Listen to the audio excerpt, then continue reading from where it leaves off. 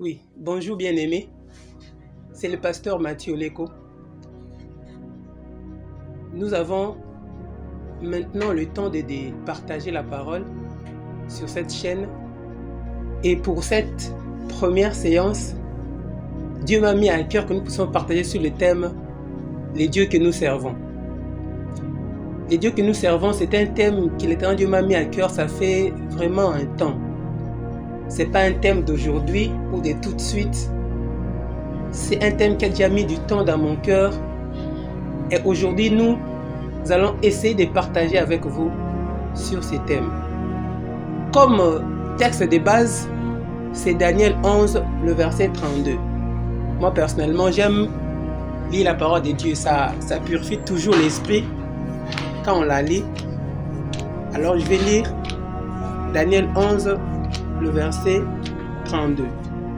Daniel 11, 32 dit ceci, mais la partie qui va m'intéresser, c'est plus la partie B.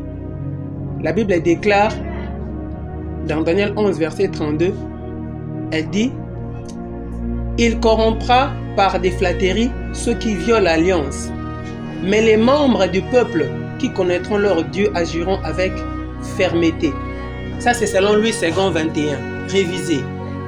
Mais il y a bien des versets qui présentent le même texte avec une autre forme. Par exemple, Louis II l'Ancien dit « Mais ceux du peuple qui connaîtront leur Dieu agiront avec fermeté. » Si il lit une autre version, telle que le Semeur dit cette partie-là « Mais le peuple de ceux qui connaissent leur Dieu agira avec courage. » Darby nous présente une autre phrase et dit « Mais le peuple qui connaît son Dieu sera fort et agira. » En tournant ces textes, on se rend compte que la Bible nous demande de connaître notre Dieu. La Bible nous dit que nous devons connaître les dieux que nous sommes en train de servir pour agir avec force et fermeté. Pour être courageux, il faut connaître son Dieu. Il est important de connaître celui qu'on sert nuit et jour, matin, midi, soir. C'est ça, bien-aimés dans le Seigneur, ce que nous sommes venus partager avec vous. Les dieux que nous servons. Les dieux que nous servons, c'est une interpellation pour nos pères, nos daddies. Il faut invoquer mon Dieu. Oui, nous allons invoquer votre Dieu. Mais c'est qui votre Dieu? Comment il s'appelle?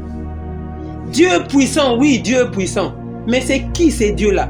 Comment ils s'appellent? C'est une interpellation. C'est un rappel. Un rappel parce que celui qui ne connaît pas les dieux qu'il sert, il risque de faire n'importe quoi et sortir de la doctrine. Voilà, bien aimé dans le Seigneur. Et je vais présenter le thème. Quand nous disons Dieu, j'ai mis Dieu. Je veux qu'on puisse parler de Dieu. Pourquoi? Parce que le mot Dieu, ce n'est pas une appellation. Ce n'est pas un nom. Dieu, ce n'est pas un nom, c'est un titre. J'ai mis bien là-dedans un article défini pour dire que nous allons parler d'un Dieu précis. Ce n'est pas un Dieu hasardeux, un Dieu précis. Et comme j'ai dit Dieu, ce n'est pas un nom, c'est un titre, le français nous présente plusieurs explications du mot Dieu. Le français dit que Dieu, c'est une personne qui démontre un talent exceptionnel dans un domaine particulier. Et par ça, on peut voir un joueur de football aujourd'hui, Lionel Messi. Quelqu'un va l'appeler demain Dieu du football. Pourquoi? Parce qu'il a un talent exceptionnel. Avec plus de ballons d'or et maintenant avec une coupe du monde, il peut même être appelé Dieu. Le français nous dit que Dieu, c'est celui qui est l'objet d'un grand enthousiasme, d'une vénération profonde, d'une vive reconnaissance et d'un extrême attachement. Bien aimé dans le Seigneur, il y a des gens qui ont fait même de leurs vêtements des dieux. Ils ont aimé tellement les vêtements que pour eux, un vêtement est devenu un dieu. Il y a des gens qui ont même parlé de la religion Kitende ici au Congo. C'est-à-dire, chez eux, la religion c'est l'habit. Et l'habit prend même la place du Dieu. Il faut vénérer le vêtement. Il faut avoir même un culte du vêtement. Le mot français Dieu est expliqué encore comme un être surnaturel, objet de déférence d'une religion. Voilà, bien aimé dans le Seigneur. Donc Dieu, a plusieurs explications. En tant qu'objet de déférence d'une religion, nous devons comprendre que chaque religion a son Dieu à lui. Je peux dire, chaque religion a son Dieu à elle. Il n'y a pas de religion sans Dieu. Voilà pourquoi je veux que nous puissions nous préciser, nous positionner, nous définir par rapport au Dieu que nous servons. Bien aimé, avec le verbe servir aussi a plusieurs formes, plusieurs explications, plusieurs définitions. Mais la plus simple est que servir, c'est rendre service à quelqu'un. Servir quelqu'un, c'est lui rendre service. Comme moi je suis là, les créateurs qui agissent, ils m'utilisent pour nous partager, pour partager avec vous la parole dont je le sers. Parce que par moi, ils parlent aux humains. Servir encore, nous dit, c'est rendre des bons offices à quelqu'un, l'aider, le seconder, l'assister. Par là, nous devons comprendre aussi que chaque femme sert son mari et chaque mari sert sa femme. C'est vice-versa. L'un ne doit pas être au-dessus de l'autre comme suprême. Ils doivent se compléter parce qu'ils se servent entre eux. Il y a la complémentarité dans cette relation des maris et femmes. Servir signifie être utile, bon, propre à quelque chose. C'est pourquoi en français on peut dire à quelqu'un tu ne sers à rien. Parce que par rapport à tel ou tel sujet, par rapport à tel ou tel domaine, tu ne pourras rien produire. On dit servir, c'est être utile à quelqu'un. Si tu as ton père à côté, ta mère, ton frère, ta soeur, ton oncle, ton cousin, je ne sais pas qui, dès que tu deviens utile pour cette personne, tu le sers. Les dieux que nous servons, est-ce que nous sommes utiles à ces dieux-là? Est-ce que nous rendons service à ces dieux-là? Est-ce que l'Éternel, les dieux que nous servons, lui, il nous trouve important dans un domaine ou un autre? À vous de répondre. Les dieux que nous servons. Nous devons servir un Dieu et connaître les dieux que nous servons. Je veux présenter quelques raisons pour ces thèmes que nous partageons. Ce thème est venu pour que nous puissions nous identifier, comme j'ai dit tantôt. Nous puissions nous positionner et savoir quel Dieu sommes-nous en train de servir. Daddy, nous t'appelons Daddy. Tu nous dis souvent que tu invoques un Dieu puissant. Mais quel est le Dieu que nous servons à tes côtés? Ce thème, c'est parce que Dieu, ce n'est pas un nom, comme j'ai dit tantôt. Dieu, c'est un titre, un qualificatif. Ce thème est pour augmenter la foi, motiver notre foi, booster notre foi. Parce que le texte de départ a dit, si les gens connaissent leur Dieu, ils vont agir avec fermeté, avec force.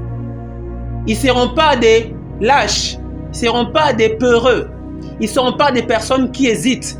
Ils vont agir avec détermination. La connaissance de son Dieu donne le courage d'affronter tout type de difficultés parce qu'on sait qui on est en train de servir. Les dieux que nous servons. Pourquoi les dieux que nous servons? Parce que j'ai dit nous voulons que nous puissions nous positionner. Nous devons nous positionner, choisir, savoir, connaître qui est celui que nous servons. J'ai dit c'est ça. J'ai dit c'est là. Parce que même la Bible, le monde entier, tout ce que nous vivons, partout où nous sommes, nous vivons la pluralité des dieux. Il y a plusieurs dieux. Chacun de nous invoque son Dieu. La Bible est dans l'Ancien Testament. Nous pouvons voir Exode 20, le verset 3. La Bible a dit clairement, tu n'auras point d'autre Dieu devant ma face. C'est qu'il y en a beaucoup. Il n'y a pas un seul qui règne parmi les hommes.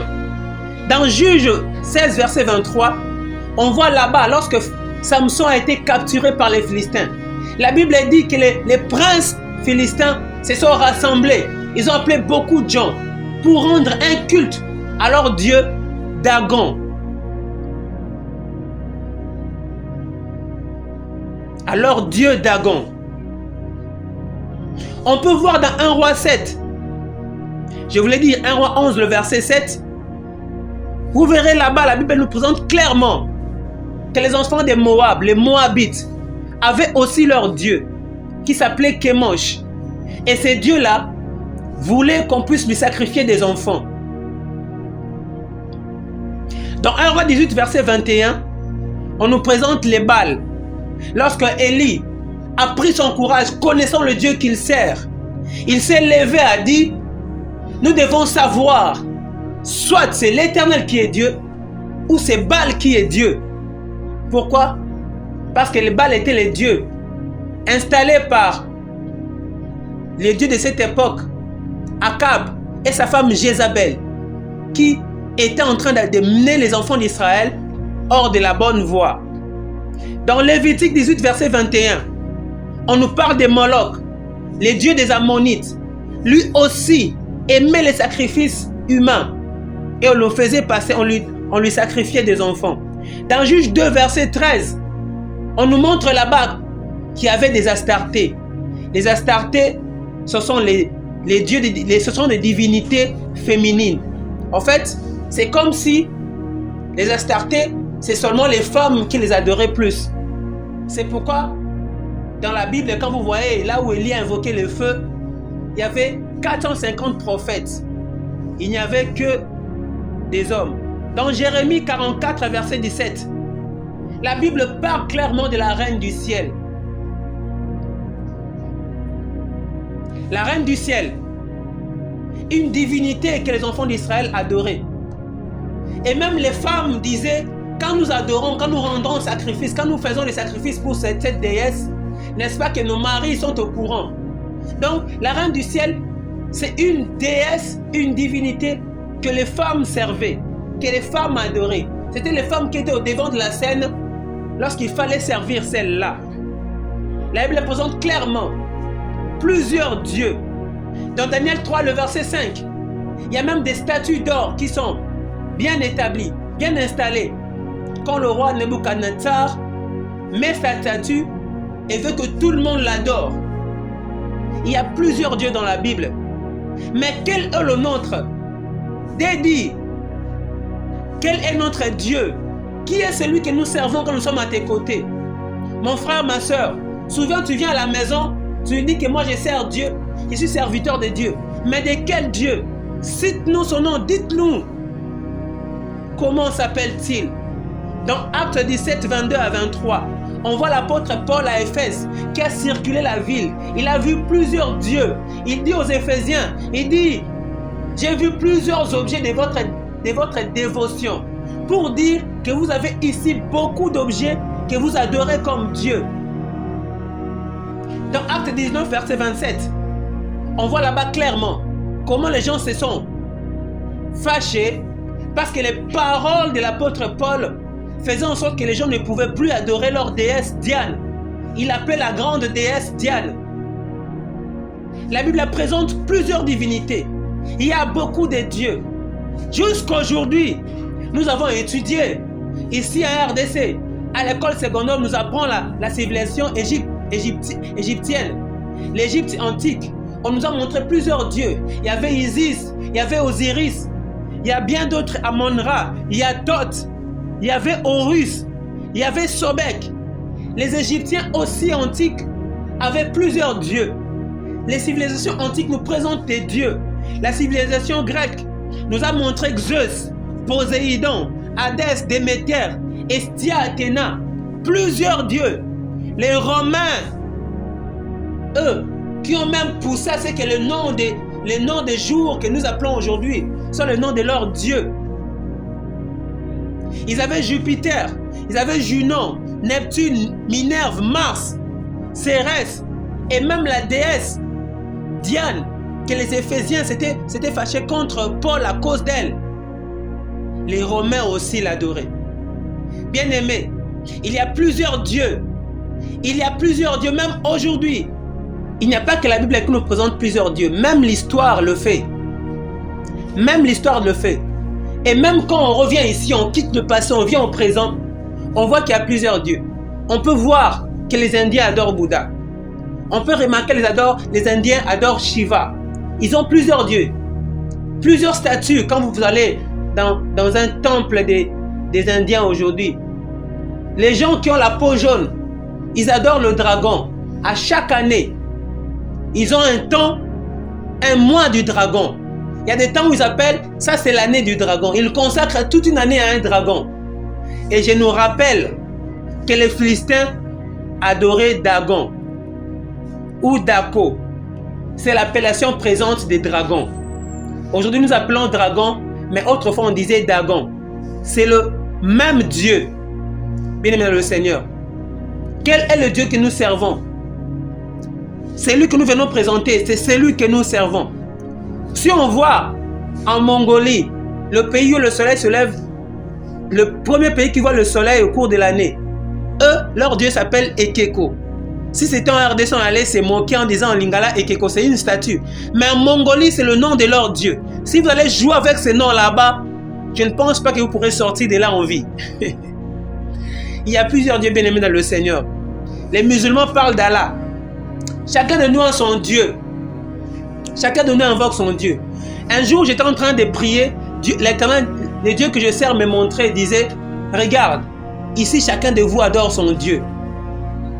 Et je me suis dit, il faut connaître les dieux qu'on sert. Il faut connaître les dieux que nous sommes en train de servir. Et notre Dieu à nous, nous pouvons commencer à le présenter. Dans Genèse 14, verset 20. Lorsqu'Abraham revient d'une guerre, un homme lui a apparu et lui dit, sois béni du Dieu très haut. Notre Dieu à nous, c'est le Dieu très haut. Et que nous traduisons par El Elyon. Le Dieu très haut. C'est lui qui est très haut et qui maîtrise tout ce qui est sur la terre. Notre Dieu à nous, on peut le présenter dans Genèse 17, le verset 1. Il dit à Abraham, je suis le Dieu tout-puissant. Le Dieu tout-puissant. À part le fait qu'il est El Elyon, il est très haut, il maîtrise tout ce qu'il y a sur terre. Il est le Dieu tout-puissant. El Shaddai. Et le mot Shaddai signifie aussi celui qui a des mamelles et qui peut allaiter comme une mère. Dans notre Dieu, il y a la paternité. Dans notre Dieu, il y a la maternité. Dans notre Dieu, il y a la responsabilité. Dans notre Dieu, il y a le tutorat. C'est lui qui s'appelle Père éternel. Il est tuteur de tous les êtres humains sur terre. Notre Dieu, c'est celui-là. Il est El Shaddai. Je peux encore le présenter. Dans Exode 3, versets 14 à 15. Lorsqu'il discute avec Moïse, Moïse lui dit, j'irai voir ton peuple, j'irai voir les enfants d'Israël. Et s'ils me demandent quel est le Dieu de nos pères, qu'est-ce que je veux dire? Il dit, va leur dire, je suis celui qui suis. En fait, cette expression veut dire, je deviens celui que je dois devenir pour vous. Donc, si nous sommes malades, si je suis malade, je vais l'invoquer et il devient le guérisseur. Et il a dit, je suis. Il a dit encore, va leur dire, c'est lui qui s'appelle Je suis m'a envoyé vers vous. Notre Dieu s'appelle Je suis. Notre Dieu s'appelle Je suis. Il ne s'appelle pas J'étais. Il ne s'appelle pas Je serai. Il dit Je suis. Il est toujours au présent. C'est pourquoi il est omnipotent, omniprésent, omniscient. Il est partout en tout temps. Il s'appelle Je suis au présent, maintenant. C'est notre Dieu. Le Dieu que nous servons s'appelle Je suis. Le Dieu que nous servons s'appelle Je suis. Et quand il a pris le corps, il est né. En utilisant la chair comme toi et moi, il a confirmé cela. En récitant le même nom. Il a dit, dans Jean 10, le verset 7, il dit, je suis la porte des brebis. Il confirme que le je suis qu'avait parlé à Moïse, c'est bien lui. Je suis la porte des brebis. Bien-aimé, une porte se ferme et s'ouvre. Lorsque toi tu es enfermé dans une maladie, il va s'ouvrir pour que tu sors de cette maladie parce qu'il est la porte des brebis. Si tu l'invoques et que tu es enfermé quelque part, il viendra, il agira comme la porte. Tu sortiras de là où tu es enfermé. Quelle malédiction te bloque? Quelle ignorance te freine? Quel blocage te bloque? Tu es enfermé dans quoi? Invoque notre Dieu. Il s'appelle Je suis. C'est un Dieu complet. Il va te faire sortir de cette situation. La porte, j'ai bien dit, la porte s'ouvre et se ferme. Et lorsque toi, tu es quelque part dans une dimension de stérilité. Tu dois entrer dans la dimension de maternité, de fécondité. Il va s'ouvrir parce qu'il est la porte des brebis. Tu vas entrer et être parmi les mères, parmi les gens qui ont des enfants. Notre Dieu, il est complet. Il a encore cité dans Jean 10, verset 11. Il a dit, je suis le bon berger. Je suis le bon berger. Est-ce que nous pouvons nous rappeler d'un homme, un certain David dans la Bible? Il a dit dans Psaume 23, le verset 1, il a dit, l'Éternel est mon berger. Je ne manquerai de rien. Et pour confirmer que c'est de lui qu'il s'agissait, il a dit, je suis le bon berger. Bien-aimé, que fait le bon berger? Il protège. Quelles que soient les insécurités qui peut sévir autour de toi, il va te protéger. Que fait le bon berger? Il mène vers un pâturage, là où ses brebis vont bien manger. Il va te nourrir, il va te vêtir. Que fait le bon berger? Si la brebis veut sortir de la route, il va tapoter un peu pour que la brebis revienne sur le chemin. Il va te conseiller. C'est même ce qu'il a déclaré dans Psaume 32, 8. Je te conseillerai, j'aurai le regard sur toi. Quelle promesse! Et il dit, je te montrerai la voie que tu dois suivre. C'est ce que fait le bon berger.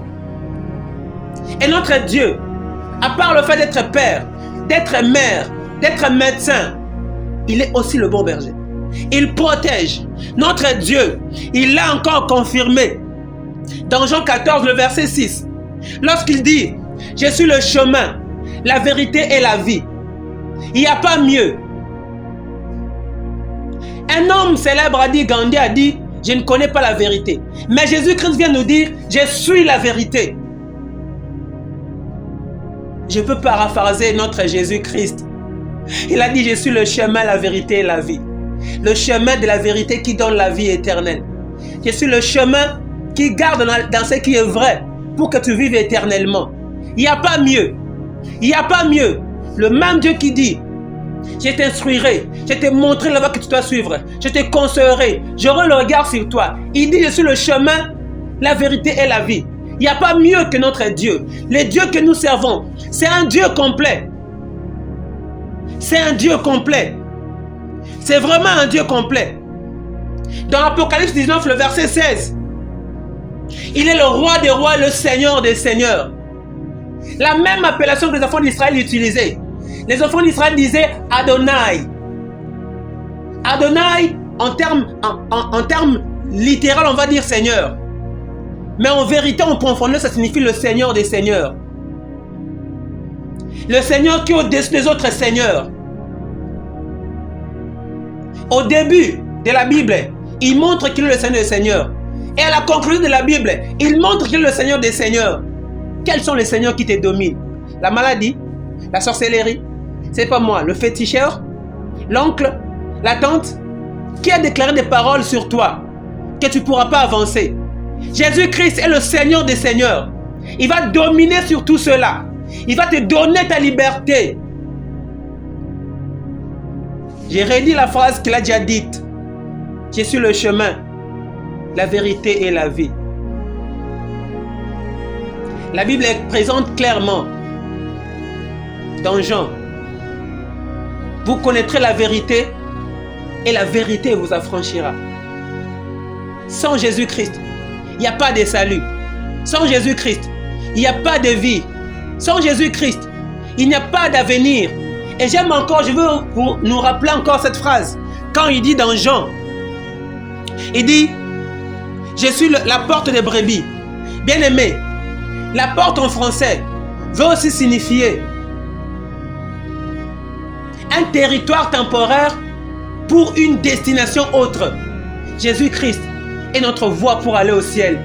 Nous sommes ici sur la terre en tant que porte avec lui ici sur terre pour finir au ciel. Pour tout celui qui veut la vie, pour tout celui qui aime la vie, il doit suivre Jésus-Christ. Il nous donne la vie éternelle. Il l'a prouvé. Il l'a prouvé, bien-aimé dans le Seigneur. Voilà les dieux que nous servons. Voilà les dieux que nous servons. Êtes-vous avec nous? Êtes-vous avec nous? Est-ce que vous servez le même Dieu que nous? Est-ce que vous êtes avec Jésus-Christ? Êtes-vous avec Yahweh? Je suis. C'est le Dieu que nous servons. Le seul et l'unique. Il n'y a pas un autre comme lui. S'il y a eu un autre Dieu comme lui, c'est que c'était lui. S'il y a un autre comme lui aujourd'hui, c'est que celui. Si demain on parlera d'un Dieu comme celui-là, c'est que ça ne sera que lui. Parce qu'il est incomparable, il est irréversible, il est incontournable, il est imbattable, il est inégalable, il est incommensurable, il fait des choses ineffables, il fait des merveilles sans nombre. Il est le Dieu des potentialités illimitées. Il est incontournable. Qui est comme lui? Il est inégalable. Il est le même hier, aujourd'hui et éternellement. Il ne connaît ni jeunesse, ni vieillesse. Il n'y a pas de changement en lui. Il est le même chaque jour. Les dieux que nous adorons, les dieux que nous servons, il est le soleil de la justice. Il est le soleil de la délivrance. Il est l'artisan du bonheur parfait. Il est le Dieu infini. Il est l'expression inexprimable de l'amour. Il est l'incontournable. Il est le créateur incréé. Les dieux que nous servons, c'est Yahweh Adonai El Shaddai. Et nous appelons aujourd'hui au Nouveau Testament Jésus-Christ de Nazareth. Yeshua HaMashiach. Jésus le seul Messie. Il n'y a pas un autre Messie. C'est l'unique. Le seul pour l'éternité. Il n'y a que lui. C'est lui que je viens te représenter, les dieux que nous servons. Viens bien aimé dans le Seigneur. Tu as essayé dans plusieurs domaines. Ta vie est devenue invivable. Ta vie est devenue difficile. Avec Jésus-Christ, il n'est pas venu pour finir la souffrance de la terre. Il est venu pour que ceux de la terre qui vont l'accepter aillent vivre le bonheur éternel. Dans une éternité parfaite, où il n'y aura pas de pleurs, il n'y aura pas de grincement des dents. Je t'invite bien aimé dans le Seigneur. Reçois Jésus-Christ aujourd'hui. Accepte Jésus-Christ dans ta vie aujourd'hui et ta vie changera. Même si les difficultés de la terre ne se terminent pas, l'essentiel pour nous, pour toi et moi, c'est que nous avons une gloire infinie, une gloire parfaite avec lui dans son royaume qui a commencé déjà sur terre quand nous l'acceptons. Es-tu prêt à recevoir Jésus-Christ? Je t'invite à recevoir Jésus-Christ ces jours-ci, bien-aimé. Si tu es prêt, toi et moi, nous allons faire cette courte prière. Je ne te demande pas de fermer les yeux. Tu peux même laisser tes yeux ouverts, mais déclarer au plus profond de toi que tu veux de lui dans ta vie. On va prier. Tu vas répéter après moi. Seigneur Jésus-Christ, je t'accepte aujourd'hui comme mon Seigneur, mon Sauveur, comme mon leader et mon guide. Pardonne-moi pour tout ce que j'ai fait qui ne t'a pas honoré. Pardonne mes péchés. Reçois-moi dans ton amour. Fais de moi ce que tu veux que je sois et mène-moi où tu veux que j'aille avec toi. Au nom de Jésus-Christ. Amen. Bien, félicitations bien-aimé. Tu viens de changer d'identité. Tu es devenu enfant de Dieu. Car désormais, plus rien ne va te dominer. Ce qu'il te reste à faire, c'est d'avancer, de te maintenir, de continuer sur le chemin. Que personne ne puisse arrêter ta course. L'Éternel Dieu te fera grâce. Il va nous faire grâce. Il est en train de nous faire grâce. Le fait déjà de suivre cette prédication, c'est la grâce qui vient de l'Éternel Dieu. Il nous salue. Que l'Éternel Dieu nous bénisse au nom de Jésus-Christ. Nous voulons vous annoncer quelque chose de nouveau. En fait, parce que nous sommes aussi dans la classe de ceux-là qui écrivent.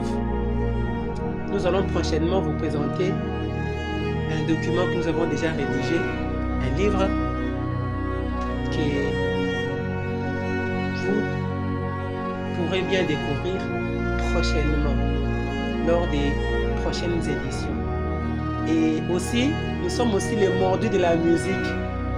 On va aussi vous parler de certains titres que vous pourrez découvrir prochainement dans nos prochaines éditions. Ce sont les deux choses que nous pouvons annoncer. Et aussi annoncer c'est 31, c'est samedi 31 décembre 2022. Nous avons conclusion 2022. C'est chez nous, là où l'église s'est réunie, au quartier d'Anou, 17e rue Poids-Lourd, au niveau de la station. Vous allez demander l'avenue Régie des Eaux et vous verrez une concession nouvellement habitée. Il y a des constructions là-bas. Dès que vous arrivez à la porte, vous pourrez demander l'église et on va vous montrer l'église. C'est facile à trouver. 17e rue Poids-Lourd, au niveau de la station, avenue Régie des Eaux, concession en face de la concession de Congo Futur, à côté de la concession des catholiques, parce qu'il y a une concession des catholiques à côté de nous. Et vous pourrez nous retrouver. C'est le pasteur Mathieu Oleko. Que l'Éternel Dieu nous bénisse. Merci. À la prochaine.